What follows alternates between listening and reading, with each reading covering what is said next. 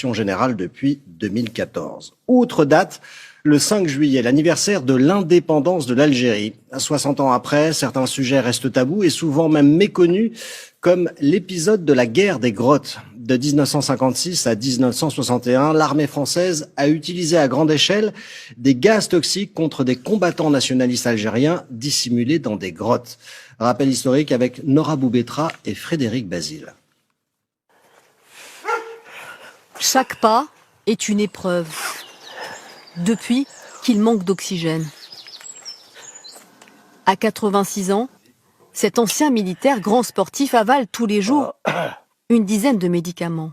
Ça, c'est pour les poumons, dilatateur, et puis le sirop, c'est pour la toux. Ça a démarré par les bronchites et tout, puis après, j'ai été hospitalisé plusieurs fois. Hein, au niveau médical, c'est les bronches qui sont cramées par le fait, quoi. Yves Carnino est malade depuis l'âge de 25 ans. Moi, je suis là. Depuis la guerre d'Algérie, parachutiste, il a servi dans une unité spéciale qui utilisait des gaz de combat. On allait dans les grottes, on faisait du combat rapproché et tout, on cherchait le contact. Et lorsqu'on avait contact, on le sauvait de se rendre. S'il ne se rendait pas, on commençait avec les grenades lacrymogènes. Après, il y avait le bazooka. Et après, il y avait le pot de gaz où on gazait 5000 m3. Ça s'appelait les sections armes spéciales. Armes spéciales, ça veut dire beaucoup de choses. Mais, si vous voulez, alias section grotte. Les sections de grottes, celles qui menaient une guerre souterraine contre les combattants algériens dissimulés dans les grottes. Chaque jour amène la détection de nouvelles caches où se dissimulent des éléments rebelles dispersés. Pour les déloger, ces unités manipulaient un armement spécial, des gaz toxiques, chimiques, qui peuvent devenir mortels en milieu clos. L'armée parle alors de simples gaz lacrymogènes. Les effets sur l'ennemi sont pourtant dévastateurs. On ne savait pas ce qu'il y avait dedans. Dans les rebelles, il y en a qui se suicidaient, il y en a qui prenaient leur chèche, et moi de parler comme un vrai militaire, ils pissaient dans leur chèche, ils se l'enroulaient autour de la figure, vous voyez, alors ça leur donnait encore un temps de vie, mais au bout d'un moment, quand on était bouqués, ils étaient dedans, ils étaient obligés de mourir. Il y a aussi ce témoignage que raconté par d'anciens combattants, la guerre des grottes est une opération secrète. Un épisode méconnu de la guerre d'Algérie, dont cet historien est devenu spécialiste.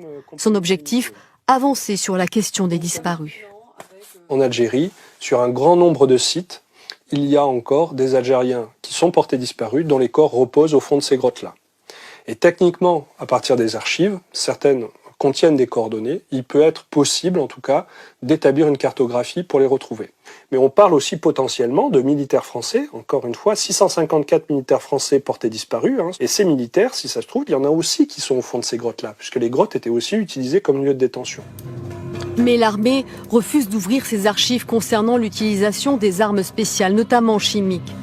60 ans après l'indépendance de l'Algérie, le dossier reste sensible malgré la volonté d'Emmanuel Macron de réconcilier les mémoires. Sollicité, le ministère des Armées n'a pas souhaité répondre à nos questions. De son côté, Yves Carnino a gagné son combat. Après 15 ans de procédure, le tribunal des pensions militaires d'invalidité a reconnu que son insuffisance respiratoire était due au gaz incapacitant inhalé pendant la guerre d'Algérie. Il est invalide à 110%. Le seul regret que j'ai, c'est que ceux qui sont décédés depuis n'aient pas eu le même chemin que moi, quoi.